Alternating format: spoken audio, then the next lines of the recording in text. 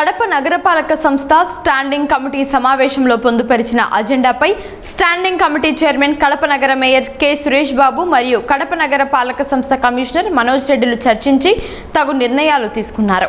ఈ సమావేశంలో standing committee సభ్యులు సమ్మెటవాణి, మక్బూల్ బాషా, బాలస్వామి రెడ్డి, కె బాబు, ఆరిఫుల్లా బాషా, నగరపాలక సంస్థ అధికారులు తదితరులు పాల్గొన్నారు.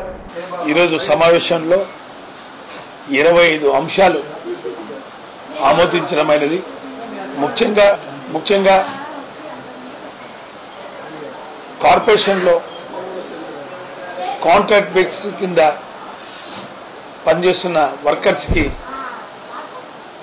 ఆమోదించడం, నిత్యవసర పనులు త్వరగా కంప్లీట్ కావాలని దాని మీద తీర్మానం చేయడం, ఈ సమ్మర్లో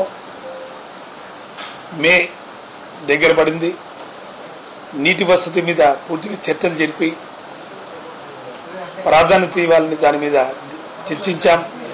అలాగే మా టక్కోల్ సర్పంచ్ కృష్ణారెడ్డి గారు చెప్పినట్టు అక్రమంగా ఇసుక, మట్టి తీసుకుపోవడం వలన, గ్రామాల్లో గ్రావెల్ దొలుకోవడం వలన పూర్తిగా మా నీటి ఎద్దడి ఉండడం వలన ఆ ఫిల్టర్ పాయింట్లు దెబ్బతినడం, పూర్తిగా నష్టపోతున్నాం.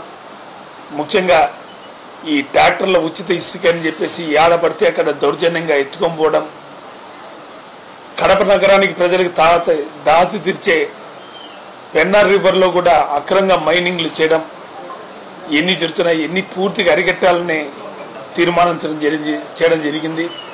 ముఖ్యంగా కడప నగరంలో ఈ చికెన్ వేస్ట్ వలన ఎక్కడంటే అక్కడ వేయడము, దానివలన రోగాల మీద బారిన పడడం, ప్రజల్ని దానివల్ల కాపాడాలనే ఆలోచనతోనే దాని టెండర్ పిలిచి పూర్తిగా కడపలో చికెన్ వేస్ట్ని పూర్తిగా నిర్మూలించే ప్రయత్నం చేస్తున్నాం. శానిటేషన్ని ఇంకా మెరుగుపరిచే విధంగా అదనంగా వర్కర్స్ని అలాట్ చేయడం, మా పాలకవర్గం ఉన్నంత వరకు కడప క్లీన్ సిటీగా చేయడమే మా ధ్యేయంగా ప్రణాళికబద్ధంగా పోతూ ఈరోజు చాలా అంశాలని స్టాండింగ్ కమిటీలో తీర్మానించడం.